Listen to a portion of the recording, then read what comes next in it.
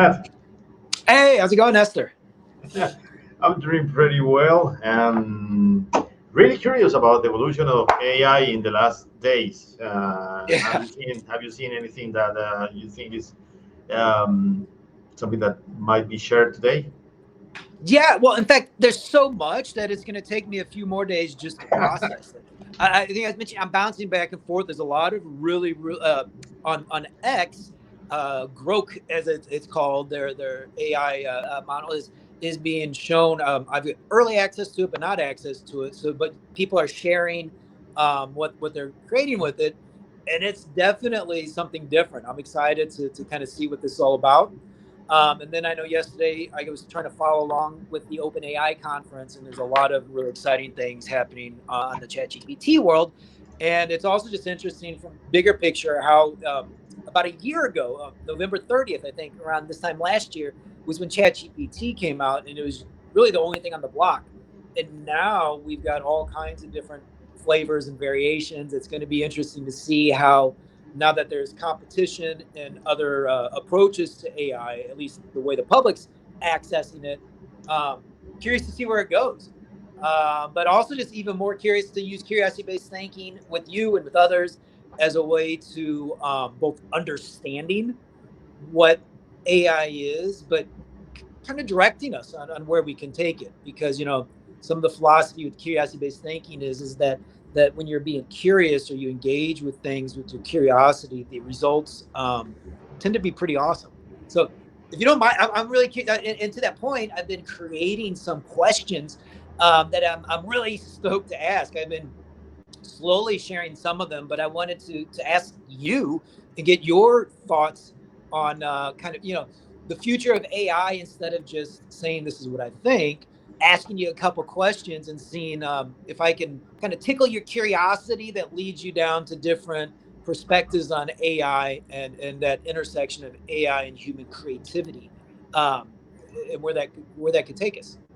Okay, that's a great exercise. So I mean, All right. Well, cool. So I have a list. We'll see. We may not get to all of them. I got about three questions here I'm really curious to ask you. Um, and the first one has to do with dreams. It's like dreams and AI, right? So, what if, these are all what if questions, what if AI develops the capabilities to read your dreams? And then they're from reading those dreams, they're able to capture those dreams. And then when you wake up in the morning, forget the movie or TV or the video game. You can just kind of plug back into the dream you had the night before, that whenever else. So you have your greatest hits of dreams, and just relive that. Now, both relive it in terms of entertainment, but if I know I've also heard, yeah, you're fine. There's all kinds of fun because but one of the things I hear, if you know about lucid dreaming, people who are able to train themselves so they can stay awake in their dreams, they say one of the reasons they do it, aside from just the fun and being able to like kind of live in this virtual world, is it opens up capacities for learning. I remember Tim Ferriss talked about this a lot, where the entrepreneur and kind of guru of everything, he would talk about he learned how to do this. I lost the word. The dreaming technique. Why did I lose the word? Lucid dreaming, yeah. Where he would go in, and what he would do is he would like learn German, right? So he used that space as a way to learn and to get more out of his life, because instead of being asleep 8 hours, he was able to kind of use that time productively. Um, but I wonder if we could collect the entire dream or have a dream sequence, what that would do for learning potentially, both learning something concrete like another language, but also just learning in terms of like self-improvement, self-development, but also for creativity. If you could access those worlds of your dream and then live them here, if you could reproduce them, visually, or write stories, or you name it. I'll shut up for there. That's a long question, but you get what I'm saying, right? What kind of, first of all, and remember, you're an engineer, so how crazy of a question is this? This is something in the realm of potential possibilities. And what would you do if you could walk into your dreams and live them? wow, Matt, that's a very good question, and this is the type of questions that actually change things, not just the way you look at things, but actually change things. Because One of the things that I read, I think over the last years about dreams, and the importance, to have a good time Yeah. sleeping, is precisely the dreaming, the Yep. dreaming side of sleeping, because it's in dreaming when our unconscious level actually Mhm. reach a point where conscious behavior Mhm. actually set the roots of what actually we are and we think Yep. about our lives. One of the I would say writers that I remember, uh, he says that the last 10 minutes actually of the day before going to sleep are one of the most important minutes, during Mhm. our day, because Interesting. it's the way how do we handle our thinking before getting into the state of unconsciousness, that our unconscious system Mhm. is going to marinate Yeah. the feelings, the thinking, the worries, the happiness. So basically, Mhm. pretty much everything that we are on the conscious level. And that's one of the research actually that has been done over the last, I would say, 100 years, trying to explain the meaning of dreams, because this is actually is part of our culture now as a human species, trying to find the meaning of what a snake means when you are sleeping, what's the Mhm. meaning of a building, but at the end, it's a creation of your own unconscious system, trying to represent what you are, what you think, what actually is important to you. And I think having this technology might be, I would say, a total game changer for everything, for science, for Mhm. the way of learning, of course, because that thing that is called the lucid dreams. Um, it's something that we can take this into the world. And let me show you something, because this is Keep going because I just created a new business, Nestor. yes, because If you I want to will tell be, you if you want something, to be a because co-founder, keep going. yeah, Yeah. because you were talking about the TV, hey, Yep. what if it is this AI can read your dreams and put it on a TV? But let me tell you something. I will show you something that you Please. might be jealous about this, Yeah. because this is the new version of the Yep. Oculus Yep. VR system. This is Yep. the mixed reality system. This is not Mhm. the traditional VR, and what's this thing, the virtual world. This is a Yeah. blend. So this is something that you can use in real world. But thinking in the question, putting your dreams here, and for example, if you're an architect and you are very worried, and that your mind is working in those new designs, and maybe you saw that on a TV, okay, that might be cool. It might be not, I'm sure it will be cool. But if you put this on a 3D environment with this type of gadgets, now Mhm. you can go to a customer, and with a customer, with a client, with a peer, and share what you were dreaming, Yep. because usually this is a very common expression, especially when we are professors, when we are in the education side of the world. We used to ask our students, hey, what do you dream? What do you dream Uh-huh. about? What are your feelings? And sometimes people get stuck trying to explain what do they dream, because Well, it requires training, to be able yep. to express the ideas you have. But now you have an assistant, because pretty much it's having a personal assistant in Mhm. explaining the way of thinking, the way of dreaming. Because if you can read my dreams, and you can interpret those dreams in terms of other people might be able to understand the You're dreams. Uh, I think you are sharing not just the thing that you know, but your rationality behind the things that you know.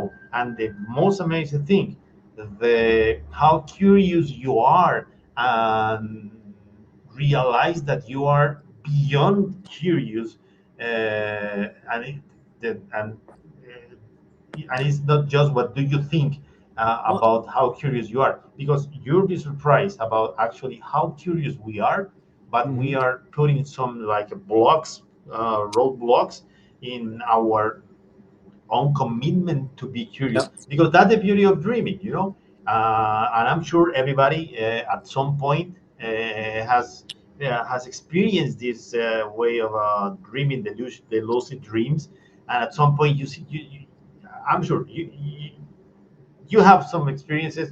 Maybe you cannot recall exactly what are those are, but you know that, oh my God, I know at some point that I was dreaming, and I remember a Yep. couple times that I was conscious about that I'm dreaming, and I try to do some crazy stuff, because you Mhm. are free to do anything you want because you are dreaming. But Mhm. if you put this here, pretty much there's no restrictions about being No. curious.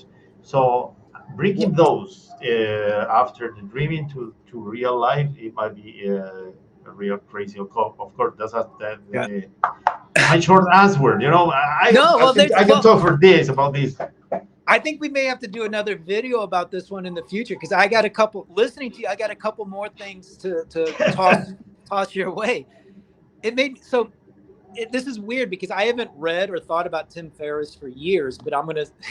But he's relevant again. One of the other bits he's given great advice though. Um, One of the other advice I remember him talking about is before you go to bed, you should read fiction, not nonfiction. Read fiction, no, read nonfiction during the day and fiction at night.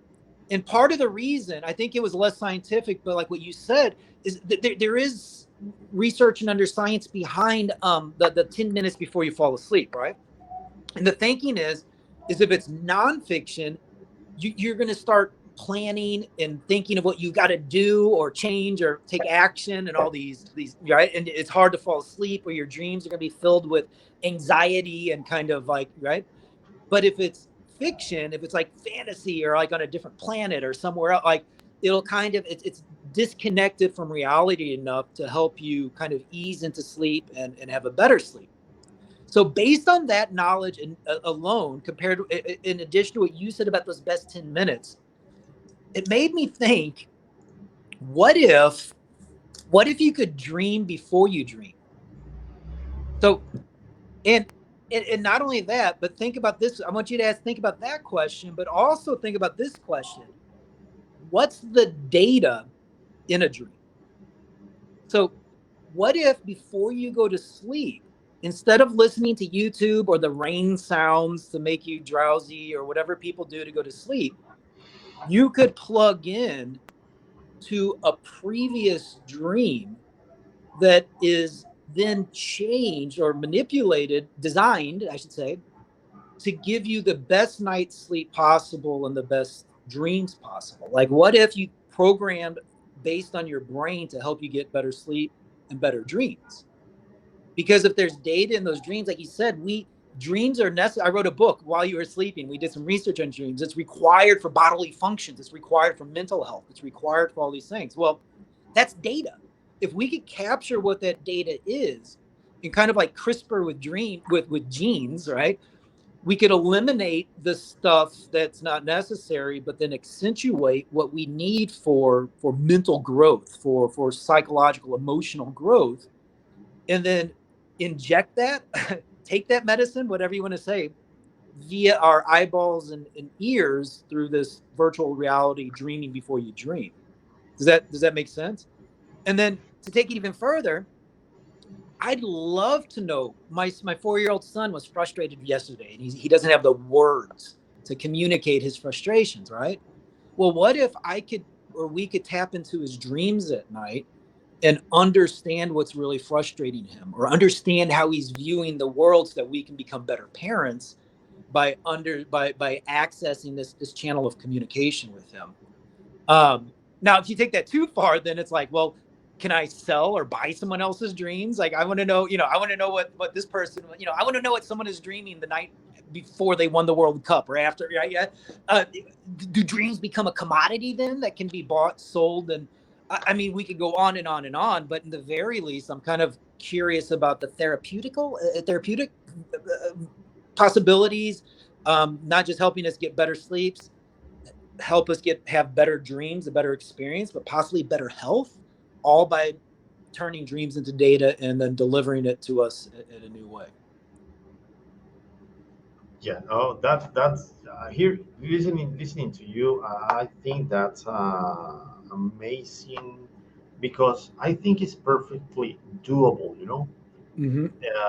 If you think about the one of the companies that Elon Musk has, that's the name, the company that the plan is to insert a chip in your brain, Yep. Neuralink. Yeah. Yeah. Neuralink. Yeah.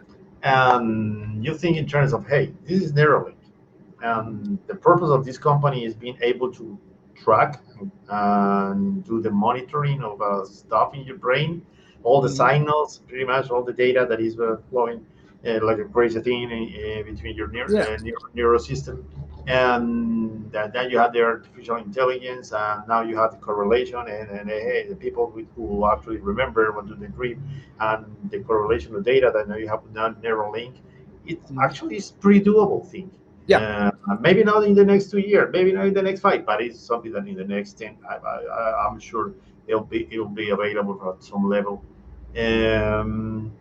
because it's many dreams in our history could uh, let me see, could be the beginning of huge changes, Mm-hmm. but not too many people has the skills Mm-hmm. to develop those dreams, to go to be an entrepreneur, Yeah. to go and be the speaker of sharing with people some dreamings.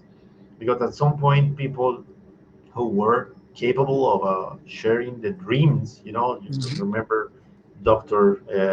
Martin Luther King, he had a dream, you know, Yeah. Yeah. uh, and it's about the dreams that you have, the dreams that we have, the dreams that I have, and sharing those dreams that you create expectation of a new world, you create expectation of a new technology. It's not the technology the one who creates the dreams. It's the opposite way. Yeah. It's dreams who create the technology. Now, if you have the technology to read those dreams, now you have an evolution of artificial intelligence that actually I think I'm not the guy Uh-huh. to answer that question about how far it can take us. Uh, but I'm Well, pretty sure what? it will be. Well, I'm sorry to interrupt, but what if we could even, what if we could even meet up in our dreams? That might be a conversation for next time. But we could say, I'll be falling asleep, you'll be falling asleep. Let's just have this conversation on a different planet. You imagine the planet this time, and I'll bring some food that I imagine, and we'll talk about whatever in our dreams. Like the future is going to be wild, right? Right. But Yeah, then I again, that's think what they said about like social media, and all we got was like sharing cat videos. So who knows? Hopefully the future will be this wild. Yeah, I think we got a lot to talk about going forward with AI and the impact on human creativity, dreams, health, you name it. So. yeah, I remember another author that I read. I think maybe a couple of years ago, Uh-huh. and that one of the theories about how powerful actually our dreams are. Is the next. I will try to Yeah. paraphrase the author, and he was saying something like, when you are talking to people, you learn many things about the concepts and wisdom that Mm-hmm. maybe you do not have. But when you're smart enough to be able to talk to yourself, Mm-hmm. there's no limits about the, the possibilities of development of the human species. And I Mm-hmm. think if we have these type of technologies, we can go so deep in the conversation with ourselves Yep. and the rationality behind our thinking, that just that experiment of being able to have an encounter with myself during my Hmm. dreams, but that That's a good point. myself, Yeah. it's is operated by the AI, Mm-hmm. with no restrictions at all, to be able to bring all the knowledge and all the experience at a personal level and share that with me. I'll be able to advance so fast, to go Yep. faster in the understanding of my own goals, my own dreams, my Yep. own life, that after dreaming and being awake, uh, I think we will have a better way of communicate to each other. And I think one of the concept that is very powerful, adding to the thing that you just said, is the future of social media. Mm-hmm. Uh, is go beyond the thing of getting in contact with other people, and it is go so deep in being able to have a better relationship with yourself at Mm-hmm. that level of unconsciousness, that, oh my god, that's the next level that we Yeah. need these Well, technologies. and with for a lot of athletes and people, like I know, quitting smoking and things like this, they use Mhm. hypnosis. You probably heard of this. Or there's different kind of levels of hypnosis. It's so effective, because like what you said, it's a way to kind of allow you to speak with yourself or kind of have uninterrupted. Right? I don't understand it completely, but from what I understand is we, what if, right, what if we can access a similar level of hypnosis through this? So then it's exactly what you say. Then you can essentially have conversations with yourself, self-reflections. Forget for a moment just things like creativity and innovation and economy and all of this stuff. Think about just on an individual level, how many individuals could, very quickly have improved self-worth, self-esteem, or understanding, or whatever kind, might be not just holding them back, but making them kind of disagreeable with everybody else. Right? You think about it, every time someone's really angry, or exhibits hatred or anything like that, it's usually there's something inside themselves that's causing it, right? And if this can be a way to not just on eventually societal, but like from an individual level, help cure or help people, in ways that we didn't even imagine was possible, I think that's pretty exciting too, right? And then the trickle down effect on creativity, economy, and innovation is all going to be like cherry on top of the sundae. Yeah. Yeah, and of course, as you said, we can talk for hours. Ever. Maybe, Yeah. of course, the next time we can go Yeah. on section number two of this conversation. But just think for a minute. The products, the services, Hmm. could be every single product of your dreams. Yep. The house of your dreams, the car of your dreams, Yep. the clothes of your dreams, the computer of your dreams. So everything of your dreams, because now you have the technology to know, hey, what are Yeah. your dreams, and What you if don't you need could to live the store life of your dreams? Yeah, literally. and live your life. So Yeah. much. So nice to see you today. I Yeah. think this is a topic that is Yeah. totally worth second conversation. So Oh, see you next time, and great. keep Stay dreaming. curious. Being curious about dreaming. Yeah. Okay.